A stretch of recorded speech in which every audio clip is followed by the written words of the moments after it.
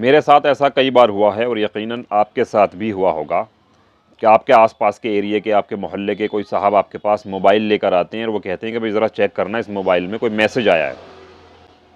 अब चूंकि कंपनीज़ के आमतौर पर मैसेज इंग्लिश में आते हैं, अब वो साहब चूंकि इंग्लिश से नावाकिफ़ हैं तो इसलिए वो आपके पास आते हैं कि ज़रा पढ़कर बताना बेटा क्या मैसेज है, क्या लिखा है इसमें।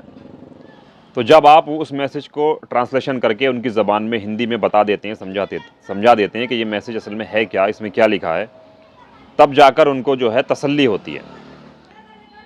अब इसमें एक चीज़ और देखने की है कि वो साहब कभी ये शिकायत नहीं करते कि भाई ये मैसेज हमारे पास इंग्लिश में क्यों आता है, हम तो इंग्लिश नहीं जानते। यानी ये शिकायत कभी नहीं करते।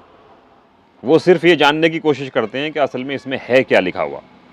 अब इसी तरह से एक मैसेज आपके पास आया हुआ है आपके रब की तरफ से, और वो भी उस ज़बान में है जिस ज़बान को आप नहीं जानते, यानी कि अरबी ज़बान, और वो मैसेज जो है वो कुरान मजीद है।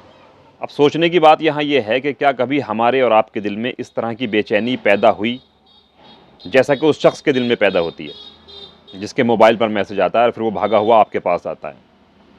तो क्या कभी हमारे दिल में ये बेचैनी पैदा हुई, इसकी फ़िक्र हुई कि हम कोशिश करें कि हमारे पास जो हमारे रब की तरफ से मैसेज आया हुआ है उसे जानें कि असल में ये है क्या।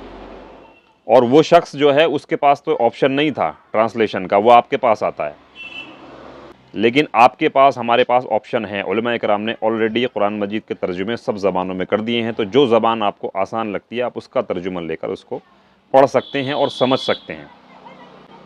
और सोशल मीडिया के और इंटरनेट के और टेक्नोलॉजी के इस दौर में आप अपने मोबाइल में पढ़ सकते हैं। तो अगर हमारे दिल में कभी ऐसी बेचैनी नहीं होती तो हम उस शख्स से भी बदतर हैं जिसके मोबाइल पर सिर्फ कंपनी का एक मैसेज आता है और उसको जानने के लिए वो बेचैन हो जाता है और चलकर आपके पास तक आता है।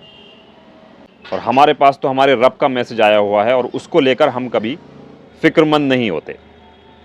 तो कोशिश करें कि आगे से हम इस तरह की लापरवाही ना बरतें और उस मैसेज को जानने की कोशिश करें कि हमारे रब ने हमारे लिए क्या मैसेज भेजा है।